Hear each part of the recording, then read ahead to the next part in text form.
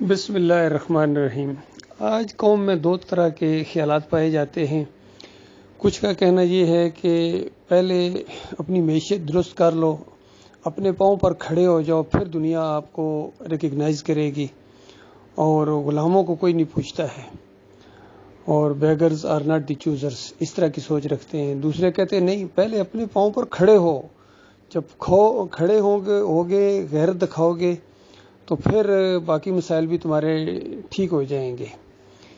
اسی طرح کا فلسفہ ہے جماعت اسلامی کا، وہ کہتے ہیں پہلے جو ہے اقتدار حاصل کر لو، پھر آپ دین کو نافذ کر دیں گے۔ دوسری ایک سوچ ہے ہمارے ملک کے اندر، اور وہ پھیلتی جا رہی ہے الحمدللہ، ڈاکٹر مسعود الدین عثمانی رحمۃ اللہ علیہ کی جو دعوت اٹھی ہے کہ پہلے ایمان ٹھیک کرو، پہلے توحید کو مانو، شرک سے بیزاری کا اعلان کرو، اللہ پر بھروسہ کرو، اٹھو، تو اس کے بعد اللہ تمہاری مدد کرے گا۔ پھر دلائل میں وہ پیش کرتے ہیں نبی علیہ السلام کی زندگی، صحابہ کرام کی زندگیاں، اور ہمیشہ انبیاء کے ذریعے جو انقلابی دعوت اٹھی ہے وہ توحید کے ذریعے اٹھی ہے۔ سارے مسائل ہوتے تھے، ان مسائل کو نہیں چھیڑا گیا ہے، ان کو بعد میں خود وہ حل ہوئے ہیں، پہلے بنیاد فراہم کی جائے۔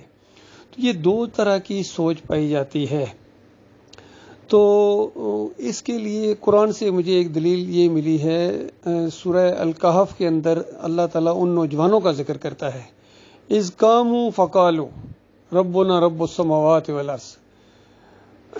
اور اس سے پہلے آیا کہ ہم نے ان کے دلوں کو مضبوط کیا جب وہ اٹھے اور انہوں نے اعلان کیا کہ ہمارا رب زمین اور آسمان کا مالک ہے، ہم اس کے علاوہ کسی اور کو نہیں پکاریں گے۔ تو یہ دلیل ہے کہ پہلا سٹیپ آپ کو اٹھانا پڑے گا آپ کو اللہ کے بھروسے کے اوپر۔ اللہ ان کی مدد کرتا ہے جو اپنی مدد آپ کرتے ہیں، یہ ایک اصول ہے۔ اور پھر یہ بھی اصول ہے کہ اللہ تعالیٰ نے کبھی اس قوم کی حالت نہیں بدلی ہے جب تک وہ اپنی حالت کو خود نہ بدلے۔ یعنی اگر وہ ذلت اور پستی کے اندر ہے، مقروض ہے، تو جب تک وہ خود نہیں ہمت کرے گی، اٹھے گی، اس کی حالت کو نہیں بدلی کیا جائے گا۔ اسی طریقے سے اگر وہ خوشحالی کے اندر ہے، اللہ کی رحمتیں اور برکتیں اس کے اوپر، اور جب تک وہ کفر کا رویہ اختیار نہیں کرے گی، اللہ تعالیٰ اس کی ذلت اس کو نہیں لائے گا اس کے اوپر، بلکہ اگر وہ شکر گزار رہے تو اور زیادہ اللہ تعالیٰ دے گا، نوازے گا۔ یہ اللہ کی سنت ہے۔ تو لہٰذا آج پاکستانیوں کے اوپر بڑا ایک عجیب و غریب معاملہ ہے، خبریں آتی ہیں، سنتے ہیں، دل بھی کڑتا ہے کہ یہ قوم کدھر جا رہی ہے۔ اور بالکل وہ جو عمران خان صاحب کہتے ہیں نیوٹرل جانور ہوتے ہیں، یہ واقعی، بلکہ اللہ تو کہتا ہے جانوروں سے بدتر ہوتے ہیں یہ جو نیوٹرل ہوتے ہیں نا، جو حق کا ساتھ نہیں دیتے ہیں اور باطل کے اوپر جمے رہتے ہیں۔ تو حق سے مراد توحید کی دعوت، ایمان کی دعوت، عقیدے کی دعوت، اسلام کی دعوت، یہ حق کی دعوت ہے۔ باقی ان کے جو آپس میں یہ جھگڑے ہیں، یہ جمہوریت کے جھگڑے ہیں، حق اور باطل کا معاملہ نہیں ہے، یہ سارے باطل کے اوپر ہیں۔ پی ٹی آئی ہو، یہ اپنا ایک باطل رویہ رکھتی، اسی وجہ سے اس پی ٹی آئی کے سسٹم کے اندر مزاروں پر سجدے کیا جائے کوئی بات نہیں،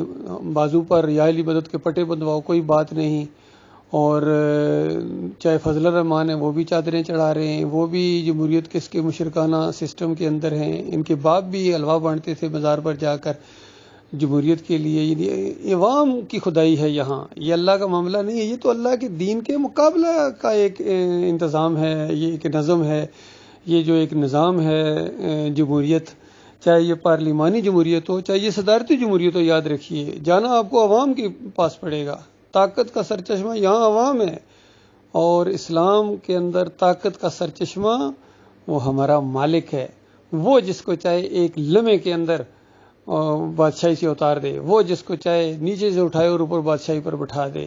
اور بے شمار مرتبہ انسانی تاریخ میں ایسا ہوا ہے کہ قلیل گروہ کو اللہ تعالیٰ نے اکثریت کے اوپر غلبہ عطا فرما دیا ہے۔ باقی زمین کے اوپر چلنے والے اکثریت جو ہے وہ دلیل نہیں ہوتے ہیں حق کی، یہ اکثر نہیں جانتے ہیں، اکثر جاہل ہوتے ہیں، اکثریت مشرک ہے۔ مالک فرماتا کانا اکثرہم مشرکین، اکثریت مشرکوں کی ہوتی ہے، اکثریت جاہلوں کی ہوتی ہے۔ اگر تم اکثریت کو بنیاد بناؤ گے تو یہ آپ کو صحیح راستے سے گمراہ کر دیں گے۔ لہذا ضرورت اس بات کی ہے کہ جن کے اندر ذرا بھی شعور ہے، صحیح معنوں میں وہ اپنے خیر خواہ ہیں، ملک کے خیر خواہ ہیں، قوم کے خیر خواہ ہیں، اور تھوڑی دین کی ان کو سمجھ بوجھ ہے، تھوڑی سی عقل ان کی اگر کام کر رہی ہے تو وہ کام کرو اللہ کے بندو جو ایک دائی کرتا ہے، جو ایک صحیح معنوں میں، اور پھر حدیث بھی موجود ہے موطا امام مالک کے اندر، نبی علیہ السلام فرماتے ہیں میں اس طرح اصلاح کر رہا ہوں جس طرح پہلے اصلاح ہوئی تھی انسانیت کی، یعنی پہلے انبیاء نے جس طرح اصلاح کی تھی اللہ کے حکم کے مطابق میں اس طرح اصلاح کر رہا ہوں، اور آئندہ جب کبھی اصلاح ہوگی اسی طریقے سے ہوگی جس طرح میں کر رہا ہوں۔ تو بتاؤ اللہ کے بندو، پھر ریاست مدینہ کا نام لیتے ہو، کبھی نظام مصطفیٰ کا نام لیتے ہو، تو وہ طریقہ کیوں نہیں اختیار کرتے ہو جو اصلی طریقہ تمہارے مالک اور خالق کا بیان کردہ طریقہ ہے؟ اور ان علماء کو کیا ہو گیا، اور کیوں یہ گونگے شیطان بن گئے؟ یہ کیوں نہیں عوام کو لیڈ کرتے؟ یہ کیوں نہیں دین کی بات بتاتے؟ اصل میں ان کا پیٹ دین کے ساتھ لٹکا ہوا ہے، یہ دیندار نہیں ہیں، یہ دکاندار ہیں، یہ رہنما نہیں ہیں، یہ ٹھگ ہیں۔ یقین کیجیے میرے قوم کے لوگوں، میرے پاکستانیوں، میرے بھائیوں، جہاں جہاں تک یہ آواز پہنچے، یہ اپنی دنیا کی خاطر تمہاری دنیا اور تمہاری آخرت دونوں برباد کر رہے ہیں، دونوں برباد کر رہے ہیں۔ اور یہ زندگی یہ ایک مرتبہ ملی ہے، یہ بار بار آپ کو نہیں ملے گی۔ ایک مرتبہ اگر تم ناکام ہو کے چلے گئے تو اس کے بعد دوبارہ کبھی تمہارا موقع نہیں آئے گا، اور کبھی تمہارا کوئی بیان نہیں شائع ہوگا کسی اخبار کے اندر، یا کوئی تمہیں مجمع میں تقریر نہیں کرنے دے گا، کوئی تمہیں کمنٹ نہیں کرنے دے گا جب ایک دفعہ اس دنیا سے اس دنیا میں چلے گئے۔ اور تم سے بڑے بڑے لیڈر، بڑے بڑے جن کے القاب دے دیے گئے، قائد ملت ہیں جی، قائد اعظم ہیں جی،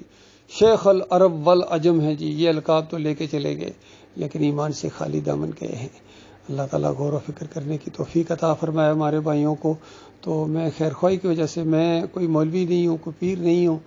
اور میں کوئی سیاسی لیڈر بھی آپ کا نہیں ہوں، میں آپ کا مسلمان بھائی ہوں اور ایک آرمی افسر ہوں، 7 پنجاب ریجمنٹ،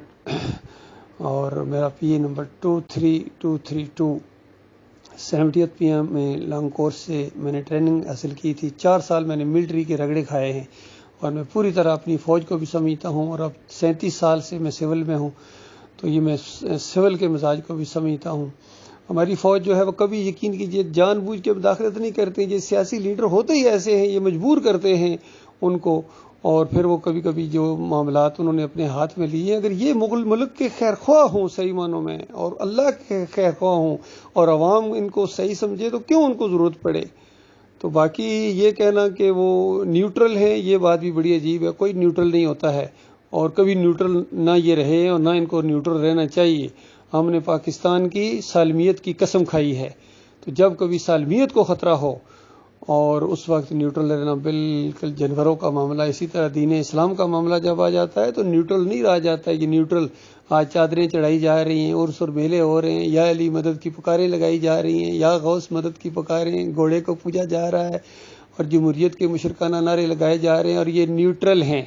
یہ دانشور نیوٹرل ہیں، یہ جج صاحبان نیوٹرل ہیں، یہ جنرل صاحب نیوٹرل ہیں، اور یہ سیاسی لیڈر اور مذہبی رہنما نیوٹرل ہیں۔ ان کو پرواہ نہیں ہے کہ کبھی ان کے منہ سے ایک بیان نکلے کہ بے ایمانو،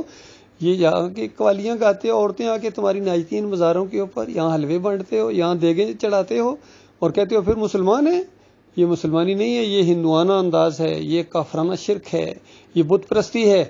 قبر پرستی، بت پرستی ہے۔ یہ جو مزار بنے ہوئے ہیں پاکستان کے اندر، چاہے سیون ہو، شریف ساتھ لگا دیتے ہیں، جو شرک اور کفر کا اڈا ہوتا ہے، یہ بدماش ہوتا ہے، اس کے ساتھ شریف لگا دیتے ہیں۔ یہ 7 شریف ہے، یہ جناب وہاں عرس شریف، اور 11ویں شریف پکی ہے جی، 11ویں اور شریف، اور اللہ فرماتا ہے یہ سور کے گوشت سے زیادہ نجس اور حرام ہے، یہ غیر اللہ کی نظر و نیاز، چاہے یہ 11ویں ہو، چاہے یہ 12ویں ہو، چاہے یہ میلاد کے کیک ہوں، چاہے یہ محرم کی سبیلیں ہوں، کھچڑے ہوں، حلیم ہوں،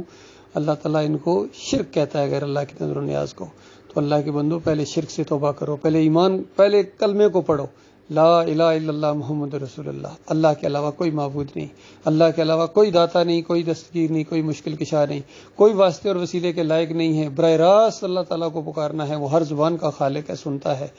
اور اس کے علاوہ کسی اور کے رکوع اور سجدے ثابت کرنا یہ خالص کافرانہ شرک ہے، مشرکانہ انداز ہے۔ صرف اللہ کو سجدے ہیں، صرف اللہ کو رکوع ہیں، صرف اللہ کی نظر و نیاز ہے، اور صرف آخری نبی محمد صلی اللہ علیہ وآلہ وسلم کی پیروی کی جائے گی۔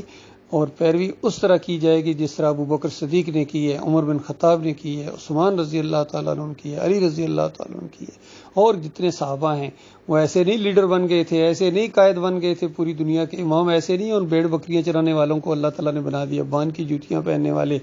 اکثریت پڑھے لکھے نہیں تھے اور دنیا کے امام بنے ہیں، اس ایمان عقیدے کی وجہ سے بنے ہیں۔ جو بھی نبی علیہ السلام کی پیروی کرتا تھا اسی انداز سے آگے بڑھتا تھا، دنیا کا امام بنتا تھا۔ آج بھی نبی علیہ السلام کی سنت موجود ہے، قرآن موجود ہے، صحیح حدیث اس کی تشریح موجود ہے۔ اللہ کے بندوں، ایک بہترین اسلامی تاریخ ہماری موجود ہے،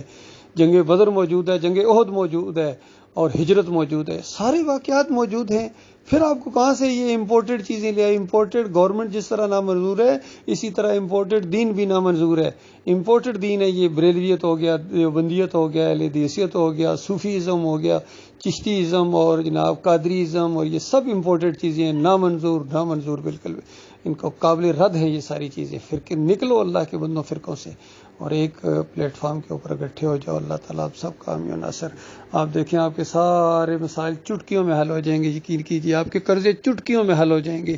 یہ کوئی مسئلہ نہیں ہے قرضے آپ کے حل کرنا، لیکن آپ پہلے اٹھیں گے، سٹینڈ کریں گے۔ تو کس طرح معاشی نظام ٹھیک کیا تھا نبی صلی اللہ علیہ وآلہ وسلم اپنی پہلی تقریر کے اندر، سارے سودی نظام کو اپنے پاؤں کے نیچے رون دیا تھا کہ آج سے پہلے جو سود لیا جا چکا میرے پاؤں کے نیچے ہے۔ اسی طریقے سے جب اسلام آئے گا تو یہ جمہوریت ہمارے پاؤں کے نیچے ہوگی، اور یہ سارے جو سودی قرضے ہمارے پاؤں کے نیچے ہوں گے، صرف اوریجنل قرضہ ہم واپس کریں گے، اور اس سے پہلے ساری ایڈجسٹمنٹ کی جائے گی۔ جس سے پہلے جو بھی یہ سود لیتے رہے حرام ہے، کیونکہ ہمارے مالک اور خالق کا حکم تمہارے حکم سے زیادہ اوپر ہے، آئی ایم ایف سے زیادہ اوپر ہے، ورلڈ بینک سے زیادہ اوپر ہے۔ وہ کائنات کا مالک ہے، اس کا حکم نافذ کیا جائے گا، اور اس کا حکم سامنے لایا جائے گا۔ اس کے بعد چاہے تو مانو، نہیں تو میدان جنگ فیصلہ کر دے گا انشاءاللہ، اور اللہ کی مدد مومنوں کے ساتھ ہوگی۔